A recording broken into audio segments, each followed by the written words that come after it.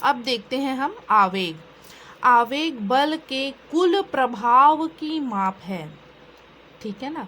बल कितना प्रभाव डालेगा कि नहीं डालेगा, इसकी माप क्या है, आवेग है, ठीक है। समझते हैं कैसे। बल लगाकर किसी वस्तु के वेग में परिवर्तन दो प्रकार से किया जा सकता है, ठीक है ना। कैसे, तो वस्तु पर बड़े बड़े परिमाण का बल अल्प समय अंतराल के लिए लगा दो। 100 न्यूटन का फोर्स जो है 1 सेकंड के लिए लगाओ, ऐसे वेग में परिवर्तन कर सकते हैं। या छोटे परिमाण का बल अधिक समय अंतराल के लिए लगाकर, छोटे मतलब 2 न्यूटन का फोर्स 15 मिनट के लिए लगा दो, ठीक है, उससे भी वेग में परिवर्तन होगा।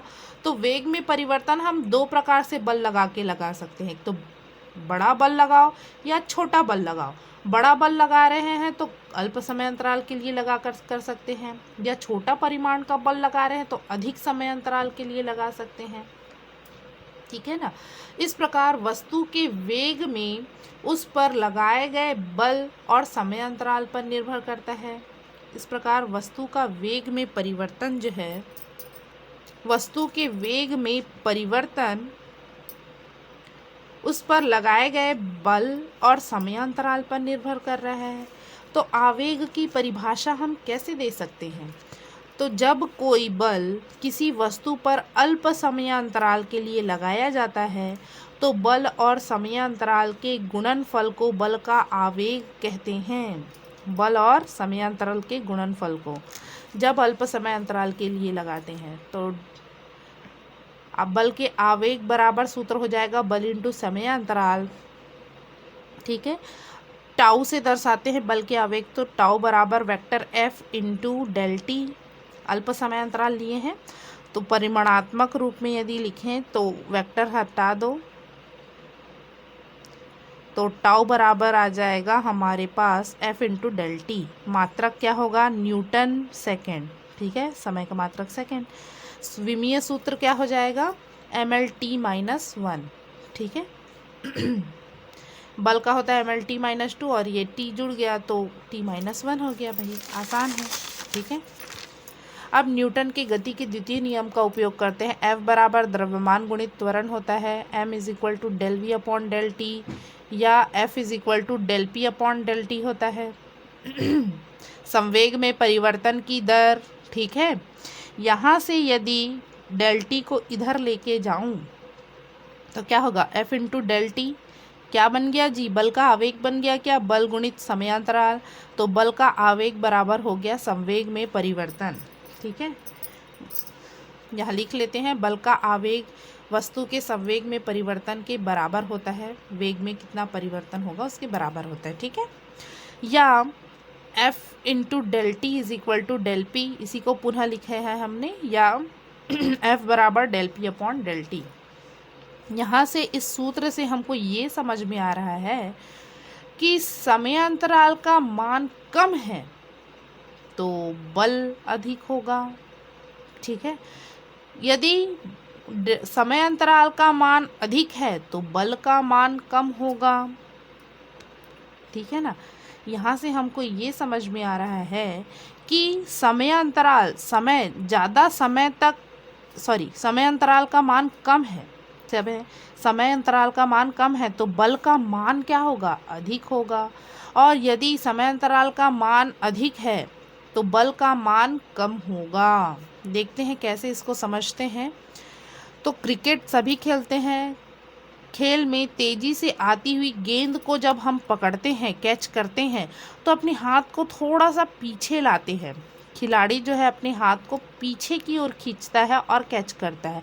उससे क्या होता है, जो बॉल है वो तेजी से आता है हाथ में, यदि हम हाथ को पीछे नहीं लाएंगे तो फटाक से हमारे हाथ में आ गया और समय अंतराल कम हो गया। क्या हो गया, समय अंतराल कम हो गया, मतलब बल का मान क्या होगा जी, अधिक, तो हमको चोट लग जाएगी उससे। यदि हाथ को पीछे लेते हैं तो समय अंतराल अधिक हो गया तो हमको चोट नहीं लगेगी या कम लगेगी, ठीक है ना।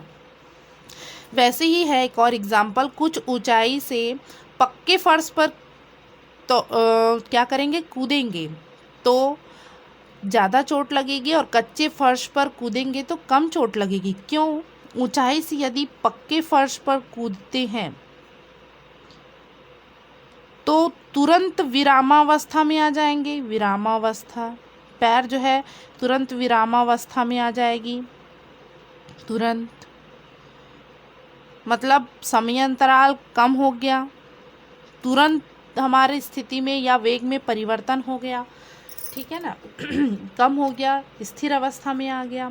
और कच्चे फर्श पर कूदेंगे, कच्चे फर्श पर, तब क्या होगा, थोड़ा समय मिलेगा हमको। डेल टी तुरंत विरामावस्था में नहीं आते, कुछ समय पश्चात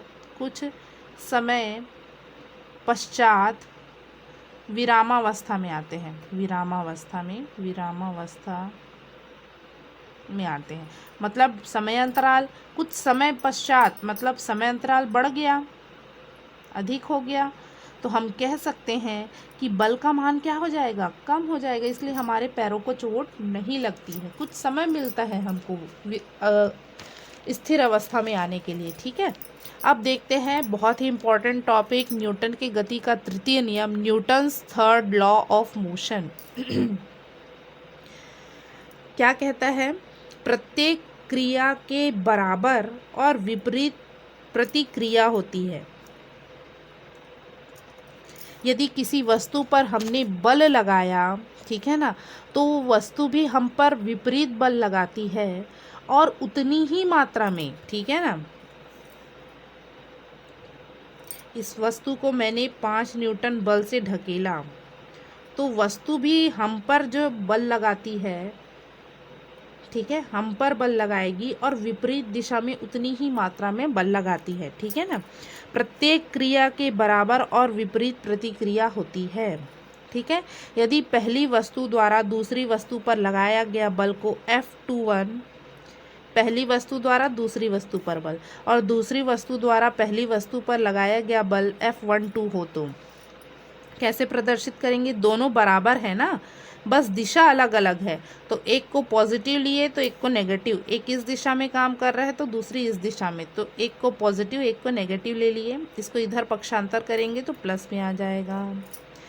तो यहाँ से ये समझ में आ रहा है कि क्रिया और प्रतिक्रिया बल, देखो एक वस्तु पर मैंने बल इधर से लगाया 5 न्यूटन, इधर से लगाया 5 न्यूटन बल, तो ये वस्तु हटेगी कि नहीं अपने स्थान से, नहीं हटेगी, क्योंकि इधर से लगने वाला बल इधर से लगने वाला बल एक दूसरे को निरस्त कर देंगे और ये वस्तु स्थिर में ही बनी रहेगी। परंतु यहाँ क्रिया और प्रतिक्रिया बल भी समान मात्रा में है, 5 न्यूटन बल और ये भी 5 न्यूटन बल, परंतु ये एक दूसरे को निरस्त नहीं कर रही है, क्योंकि ये अन्य वस्तु पर लग रही है और ये भी दूसरी वस्तु पर लग रही है, ठीक है। भिन्न भिन्न वस्तुओं पर कार्य करेंगे। जैसे बॉल को ढकेलेंगे तो बॉल पर हमने 5 न्यूटन बल कार्य किया, क्रिया बल, और 5 न्यूटन बल जो है विपरीत दिशा में बॉल हम पर लगाएगा, ठीक है ना। एग्जाम्पल के थ्रू समझते हैं। क्रिया और प्रतिक्रिया बल दोनों एक ही वस्तु पर कार्य नहीं करते, अपितु भिन्न भिन्न वस्तुओं पर कार्य करते हैं, अतः ये एक दूसरे के प्रभाव को नष्ट नहीं कर पाते हैं, ठीक है। यदि कुएं में से पानी से भरी बाल्टी को खींचते हैं तब क्या होता है, तो यदि डोरी टूट जाए तो खींचने वाला व्यक्ति पीछे की ओर गिर जाता है। जब हम खींचते हैं रस्सी को तो इस प्रकार क्या बल लगाते हैं, इस ओर बल लगा रहे हैं, ये एक क्या है, बाल्टी है, उसको ऊपर की ओर ऐसे खींच रहे हैं, ठीक है ना। तो इधर बल लगा रहे हैं तो ये बाल्टी भी नीचे की ओर बल लगाएगा, ये बाल्टी जो है नीचे की ओर बल लगाएगा, ठीक है ना। परंतु रस्सी टूट गई तब क्या होगा, केवल हमारा बल कार्य करेगा, क्रिया बल कार्य करेगा और प्रतिक्रिया बल जो है हट जाएगा, विलोपित हो जाएगा। तो इस क्रिया बल के कारण हम पीछे आ जाते हैं, पीछे की ओर गिर जाते हैं, ठीक है। राइफल से गोली दागते समय राइफल चलाने वाले का कंधा पीछे की ओर झुक जाता है। जब गोली चलाते हैं तो गोली बारूद से जलता है और वेग से बल लगने के कारण वो आगे की ओर बढ़ता है, गोली जो है आगे की ओर बढ़ेगा, ठीक है, बल लगने के कारण। अब जितना बल आगे की ओर लगा है उतना बल ही वो पीछे की ओर भी लगाता है।